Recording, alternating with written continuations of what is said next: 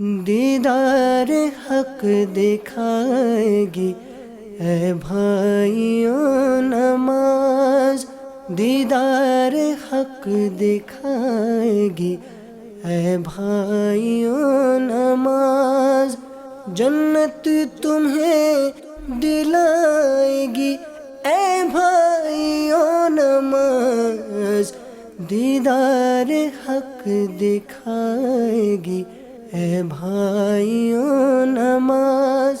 الحمدللہ رب العالمین والصلاة والسلام علی سید الانبیاء والمرسلین، اما بعد فاعوذ باللہ من الشیطان الرجیم، بسم اللہ الرحمن الرحیم، الصلاة والسلام علیک یا رسول اللہ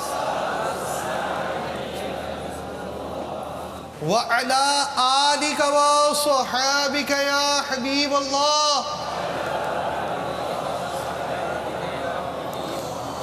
الصلاة والسلام عليك يا نبي الله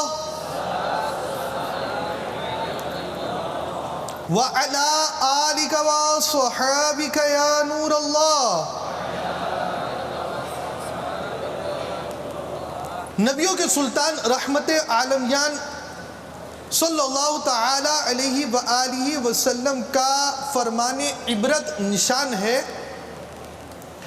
جو مجھ پر درود پڑھنا بھول گیا وہ جنت کا راستہ بھول گیا۔ صلو علی الحبیب صلی اللہ تعالی علی محمد۔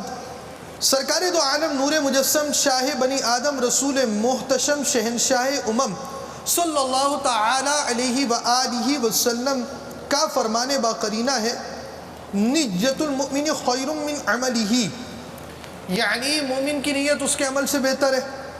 شیخ طریقت امیر اہل سنت بانی دعوت اسلامی عالم نیت ارشاد فرماتے ہیں، نیک و جائز کام میں جس قدر اچھی نیتیں زیادہ اسی قدر ثواب بھی زیادہ۔ اللہ عز و جل کی رضا پانے اور ثواب کمانے کے لیے اچھی نیتیں فرما لے۔ رب تبارک و تعالی کا جہاں نام آئے وہاں اس کی تسبیح یعنی عز و جل جل جلالہ کہوں گا، جو مسئلہ بیان کیا جائے اس پر عمل کروں گا، صحیح طور پر سمجھ گیا تو دوسروں کے آگے بیان کر کر نیکی کی دعوت پھیلانے کے ثواب کا حقدار بنوں گا، جو مسئلہ سمجھ میں نہیں آیا علماء اہل سنت دارالفتہ اہل سنت سے رابطہ کر کر سمجھوں گا۔ الی غیر ذالک من نیات کثیرہ، جس قدر نیتیں زیادہ انشاء اللہ عز و جل بطفیل مصطفیٰ صلی اللہ تعالی علیہ وآلہ وسلم اسی قدر ثواب بھی زیادہ۔ مزید کچھ اپنے لیے نیتیں بھی بڑھا لیتا ہوں۔ غلطی کی صحیح نشاندہی پہ فوراً ازالہ کر لوں گا۔ اب تک کہ میرے پاس موجود نیکیوں پر اللہ عز و جل کی رحمت سے ملنے والا ثواب نیز موجودین میں سے اور مدنی چینل کے ناظرین میں سے جو اپنی نیکیاں میری ملک کریں ان کا بھی ثواب، یعنی اگر آپ نیت کریں گے کہ میں نے سامنے والے کی ملک کر دی تو وہ ثواب بھی بارگاہ رسالت میں پیش کرنے کی سعادت حاصل کروں گا۔ چاہیں تو ہاتھ اٹھا کر بھی بیان کر سکتے کہ میری طرف سے ملک، جزاک اللہ خیرہ۔ جنہوں نے ملک کی علم الہی میں ہیں ان کا بھی ثواب بوسیلہ رحمت للعالمین برائے جناب رسالت مآب انبیاء و مرسلین، خلفاء راشدین، امہات المؤمنین، شہیدان و اسیران کربلا، تمام صحابہ و تابعین و تبع تابعین، ائمہ مجتہدین، خصوصاً ائمہ اربعہ اور ان کے مقلدین، سلاسل اربعہ کے مشائخ و مریدین، مدنی قافلوں کے مسافرین، مدنی انعامات کی عاملات و عاملین، تمام مؤمنات و مؤمنین، مسلمات و مسلمین، خصوصاً سرکار اعلیٰ حضرت اور امیر اہل سنت، آمین بجاہ النبی الامین صلی اللہ تعالی علیہ وآلہ وسلم۔ بیان کا سلسلہ مکمل بیان بالثواب یعنی درست طور پر ہو پائے یہ ضروری نہیں، بھول کرتا پائیں تو فوراً میری اصلاح فرمائیں۔ صلو علی الحبیب صلی اللہ تعالی علی محمد۔ مدنی چینل کے ناظرین اور عالمی مدنی مرکز فیضان مدینہ کے حاضرین، نماز کے شرائط کا بیان ختم ہوا اور فرائض نماز کا بیان شروع ہوا. تکبیر تحریمہ شرط بھی اور فرض اس کی ہم وضاحت کر چکے، اور اس سے مراد نماز کو اللہ اکبر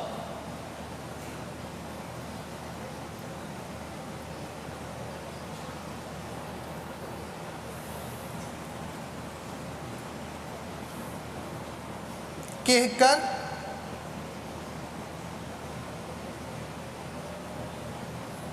شروع کرنا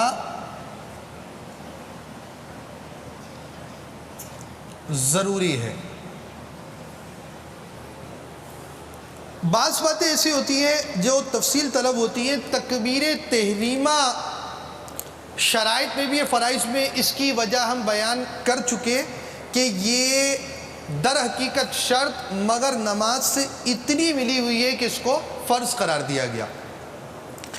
دوسری بات، بعض چیزیں تکبیر تحریمہ میں داخل ہیں مگر تکبیر تحریمہ کے لیے لفظ اللہ اکبر کہنا ضروری ہے. اس کے علاوہ بعض صورتیں ایسی ہیں کہ جس میں آپ نے بعض کلمات کہے تو نماز شروع نہیں ہوگی، وہ بھی کلمات تسبیح ہوتے ہیں مگر اس میں نماز نہیں ہوتی. دیگر بعض چیزیں ایسی ہوتی ہیں کہ اگر آپ نے کہا نماز ہو تو جائے گی مگر وہ تبدیلی مکروہ تحریمی ہوگی، تو اللہ اکبر کے لفظ کے ساتھ نماز شروع کرنا ضروری ہے. اس کے علاوہ اگرچہ بعض صورتوں میں نماز شروع ہو جاتی ہے مگر ان میں سے بھی بعض صورتیں ایسی ہیں جس میں بندہ گناہگار کم از کم ہوگا.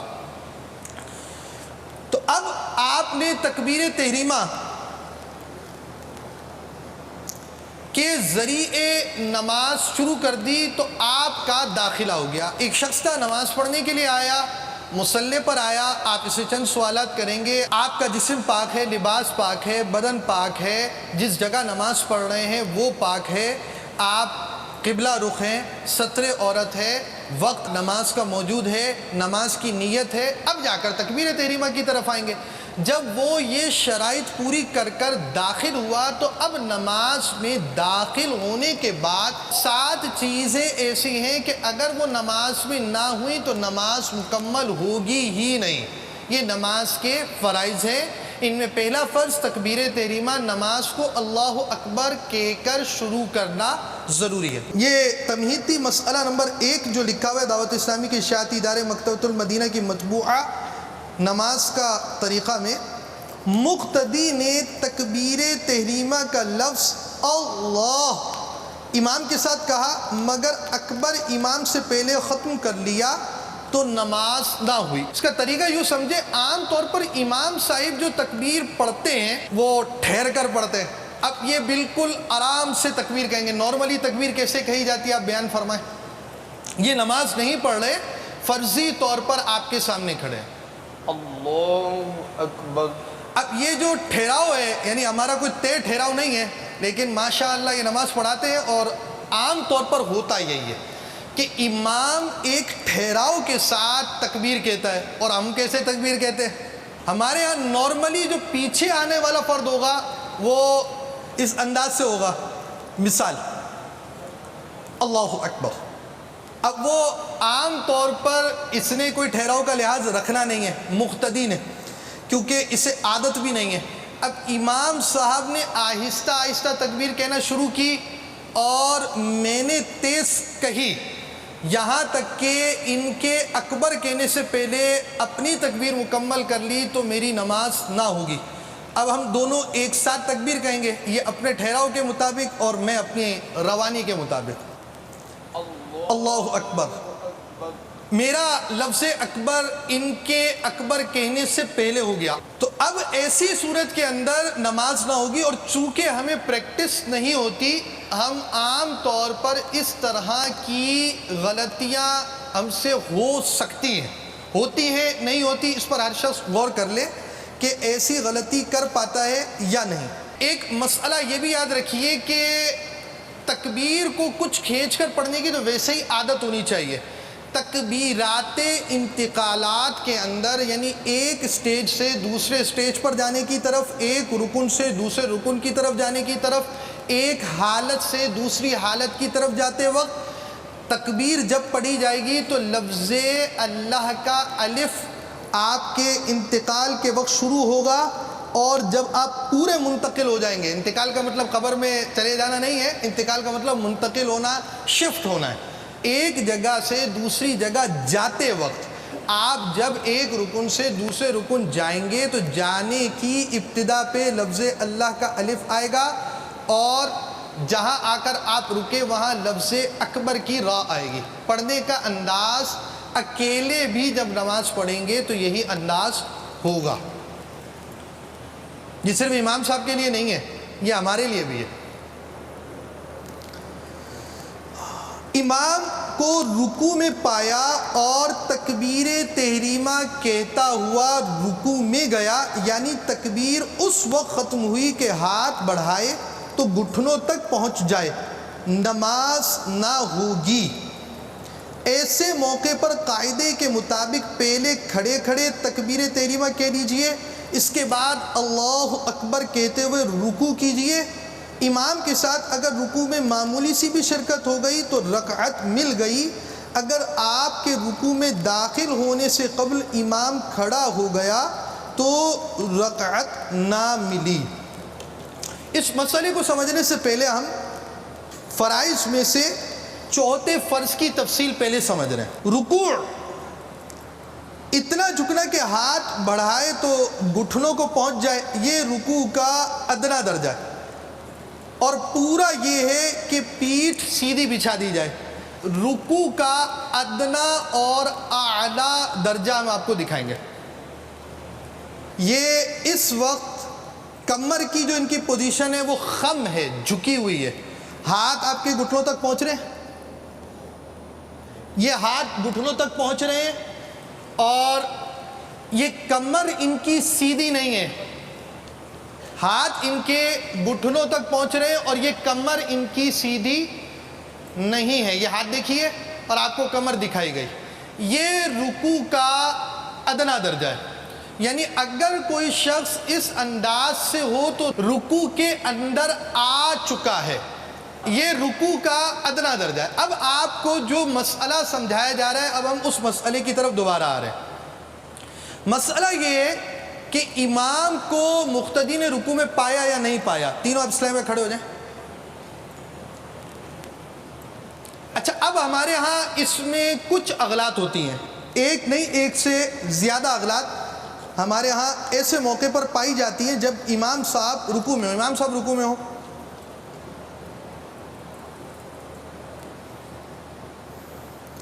اب دو چیزیں ہوں گی، یہ اسلامی بھائیوں میں سے دو پہلے رکوع میں گئے ہوئے ہوں، آپ دونوں رکوع میں، آپ رکوع میں جائیں گے، امام صاحب رکوع سے اٹھ رہے ہیں۔ اب ایسے موقع پر ایک غلطی یہ ہوتی ہے کہ آنے والا اگر تکبیر اس حال میں کہے کہ جھکا ہوا ہو، ہاتھ بڑھائے گھٹنوں تک پہنچ جائیں تو اس نے قیام نہیں کیا۔ آپ جھک کر تھوڑا جھکے، ہاتھ آپ کے گھٹنوں تک آ رہے ہیں، اب ہاتھ ہٹا دیں یہاں سے، اب آپ تکبیر کے لیے ہاتھ کھڑا کریں اسی پوزیشن پر، یہ اب بس کھڑے رہیے۔ یہ دیکھیے حضرت کو جلدی ہے، معذرت، ٹھیک ہے، آپ کو جلدی نہیں کہ میں سمجھانے کے لیے بولا ہے، تو یہ جلدی میں ہوتا ہے کہ جناب رکوع مل جائے امام صاحب کیا، بھلے نماز چلی جائے، رکوع مل گیا امام صاحب کے پاس۔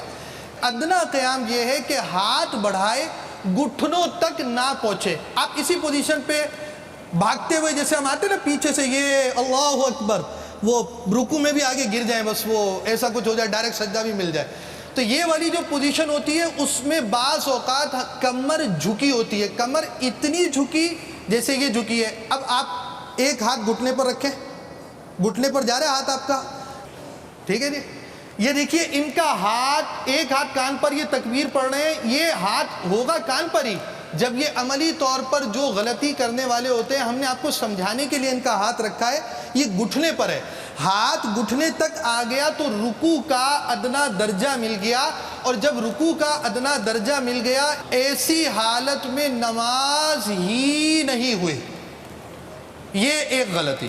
دوسری غلطی، اب آپ سیدھے کھڑے ہو، اب ایسے موقع پر کرنا یہ ہے کہ یہ تکبیر کہیں گے اللہ اکبر، اب رکوع میں جائیں گے، اب اس انداز سے آپ جائیں گے اور آپ جو ہیں وہ کھڑے ہونا شروع ہوں گے، آپ اتنا آہستہ کھڑے ہوں گے کہ آپ کا ہاتھ بھی گھٹنوں سے اوپر نہ پہنچے، آہستہ آہستہ کھڑے ہوں، آپ نے تکبیر کہنی ہے اور اتنے ہاتھ بڑھیں کہ آپ کے گھٹنے تک پہنچ جائیں، اس پوزیشن پر دونوں آ جائیں، اللہ اکبر اللہ اکبر، دو تکبیریں کہیں گے آپ، ایک تکبیر نہیں کہیں گے۔ پہلی تکبیر تکبیر تحریمہ ہے جو کہ آپ کو کہنی ہے، جس میں لفظ اللہ اکبر کہنا واجب ہے، اور دوسری تکبیر تکبیر انتقال ہے۔ پہلے آپ ایک تکبیر کہہ کر نماز میں داخل ہوں گے، اس کے بعد دوسری تکبیر کہتے ہوئے رکوع میں جائیں گے، ٹھیک ہے حضور؟ اس موقع پر ہاتھ بھی نہیں باندھے جائیں گے، جہاں کچھ نہیں پڑھنا وہاں ہاتھ نہیں باندھتے۔ یہی اصول آپ کو نماز عید میں بھی فائدہ دے گا، یہی اصول آپ کو نماز جنازہ میں بھی فائدہ دے گا۔ آپ نے انہوں نے تکبیر پہلی کہہ لی ہے، یہ نماز کے اندر داخل ہو گئے، اور یہ مدنی چینل کے ناظر جانتے ہیں کہ ہم ایک فرضی نماز کا طریقہ دکھا رہے ہیں، یہ اس وقت باقاعدہ نماز نہیں ہو رہی، یہ ایک تکبیر کہہ چکے، تکبیر تحریمہ کہہ چکے، نماز میں داخل ہو چکے، اب یہ دوسری تکبیر کہہ کر امام کو رکوع میں پا رہے ہیں۔ آپ اللہ اکبر کہہ کر یہاں تک کہ آپ کا ہاتھ گھٹنوں تک پہنچے رک جائیں، آپ سمیع اللہ کہتے ہوئے وہاں پر رک جائیں گے جہاں پر آپ کے ہاتھ گھٹنے تک ہوں۔ معذرت آپ کو بھی تکلیف دی ہے میں نے، جی دونوں۔ اللہ اکبر سمع اللہ۔ اب میں اس کو بتا رہا ہوں، یہ آپ کی یہ پوزیشن ہے، آپ تھوڑا اوپر ہو، یہ پوزیشن۔ اب یہ دیکھیے، یہ دونوں اسلامی بھائی اس وقت اس پوزیشن میں ہیں کہ ہاتھ بڑھائیں تو گھٹنوں تک پہنچ جائیں، کیا ہے دونوں کی ایسی پوزیشن ہے؟